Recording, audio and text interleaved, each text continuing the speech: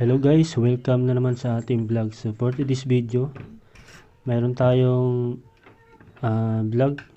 Isa po itong GoPro Hero 7 na pinagawa po sa atin. At ayan po, nilatag na natin ang ating mga tools.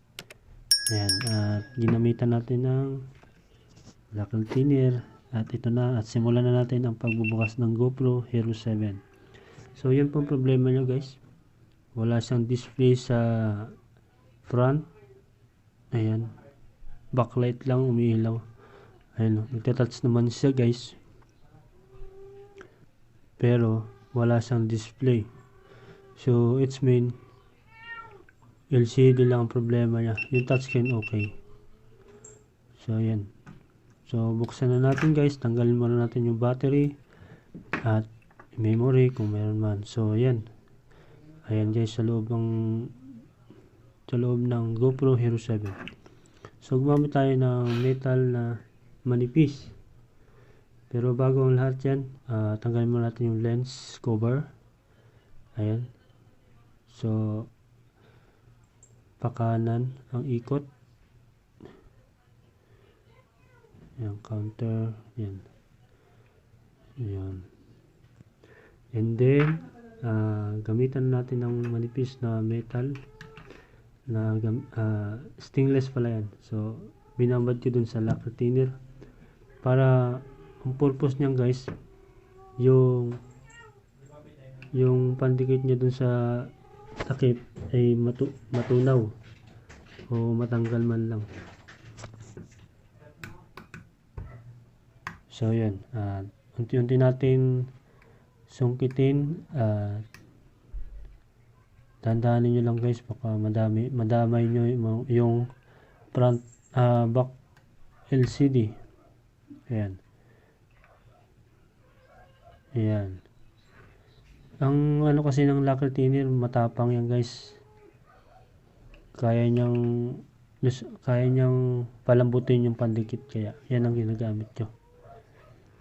Pero iwas lang guys na malagyan nyo yung LCD ng GoPro Hero 7. Ayan. So ayan, tanggal na. Medyo ayan. Ayan guys, yung pandikit nya. Ayan. Hindi mo na kailangan i-hot air pa, gumamit ng hot air. Ganun lang guys. Tapos remove natin yung mga tornilyo. So ang tornilyo pala nito guys is 6 na tornilyo. Kailangan nyo po i-remove yung 6 na tornilyo para matanggal natin yung pinaka board ng GoPro Hero 7. Ayan.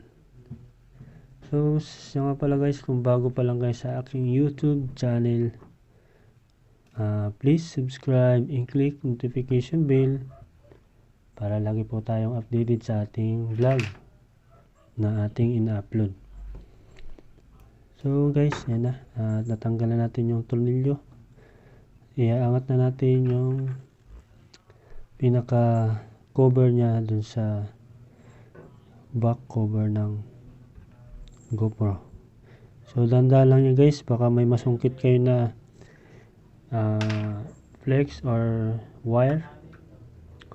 Dandahan nyo lang yan. At may clip naman yan sa gilid, huwag nyo masyadong madaliin. Ayan, so yun. Ayan guys, na-remove na natin. Tingnan nyo guys, pansinin nyo yung pinaka circuit board at saka yung flex. Ayan, ilalapit natin, isa-zoom in natin, papakita ko sa inyo. Ayan guys, ito ay nangyari ito sa factory. Doon to nangyari sa factory na naipit yung flex siguro, na disalign, tapos pagtakip nila naipit yung flex, or possible din sa battery na nag-bluted, tapos yung flex niya doon ay kumalang dun sa pinaka cover ng battery, yun sa loob. Habang lumulubo yung battery, habang bloated, sumisikip doon, natatamaan yung flex. Kaya siguro napipi yung pinaka flex wire niya sa LCD, kaya ganyan. So yan, tatanggalin muna natin guys itong LCD at ayusin natin, baka makaya pa sa hilot. Ayan. So yan guys, tingnan natin yung flex kung may putol ba o wala. Sana walang putol, pero kaya naman kahit may putol, i-jumper naman natin yan. Kung sakaling may mga putol, kaya pa naman yan majumperan. So ayan, tinignan natin sa lens kung mayroon tayong makitang putol. Ayan, at si-zoom in natin dito sa camera. Ayan guys, napipi talaga yung pinaka flex wire niya sa LCD, kaya siguro walang display. At ito na guys, pinantay ko na at sinubukan kong ayusin yung flex. Ayan, tinuwid-tuwid ko. At nakita ko naman guys, parang wala namang putol na pinaka circuit ng flex, circuit wire, pinaka circuit dun sa flex, wala namang putol. Tinuwid natin na maayos para pang fit ulit at ayan. So hindi na siya napipi, tuwid na siya. So ngayon guys, ayan, nakita nyo, naituwid na natin. So dumako naman tayo guys dun sa kakabit na natin sa board. Yan, titesting natin itong LCD kung gumana ba sa pagtuwid ng ating flex. At yan, kinakabit na natin yung battery terminal. Ayan, so next, ayan mga flex na yan, yung switch, LCD, and then touchscreen. Tatlong flex po yan. Ayan, so clip lang yan, itatama nyo lang yung guys sa pinaka connector nya dun sa board. Pag tumunog yun na yun, swak na. Ayan, so konting diin lang, check nyo guys kung fit na dun sa board, para yan. At ayan na, kakabit na natin yung battery ng GoPro Hero 7. At yan, umilaw nga. At buksan na natin yung power button. Ayun, congratulations sa may-ari, at nabuksan natin yung kanyang LCD. Nagawa natin ng paraan. Ayan yun yan, at nagtatouch pa, kompleto pa. Yan yun, pinindot-pindot kung okay yung touchscreen. So hindi naman siya nagpi-flickering yung LCD, wala namang problema yung LCD. So guys, naging problema lang talaga is yung flex ng terminal ng LCD, pinaka wire ng LCD. So guys, available naman talaga ang mga parts ng GoPro like LCD, yan, available yan, pero nagawa natin ng paraan dahil mahal pag pinalitan natin ng parts. At medyo may kalumaan na itong GoPro Hero 7, kaya ginawa natin ng paraan para doon sa may-ari makatipid. At ayun na nga guys, binalik na natin sa dati, nilagay na natin yung mga tornilyo. Ayan, binilisan ko na para mabilis ang ating video. Minsan kasi may nakakainip pag manonood kayo ng ganito, lalo na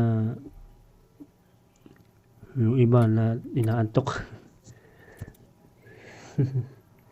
Ayan na, kinabit na natin yung back lens nya, yung cover lens pala, and then yung ano.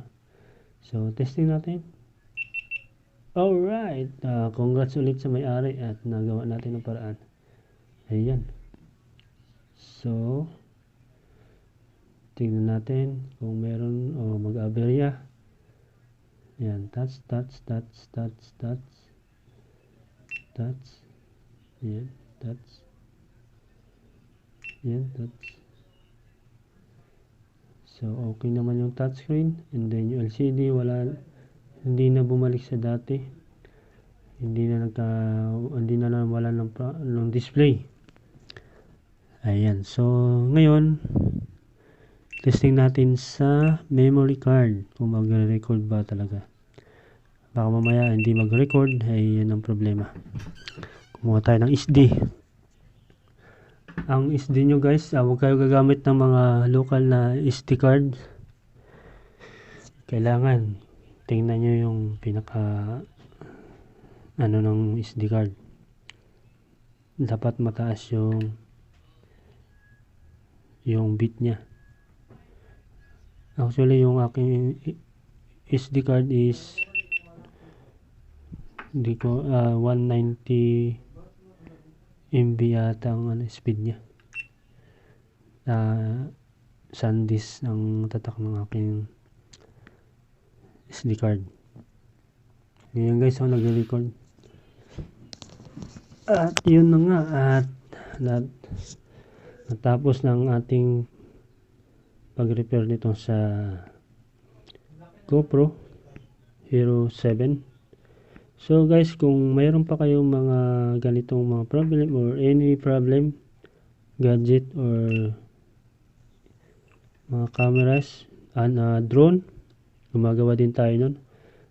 Paki-PM lang po ang ating Facebook page sa Facebook page RVM Tech. PM nyo lang ako guys regarding sa mga problems ng inyong mga camera.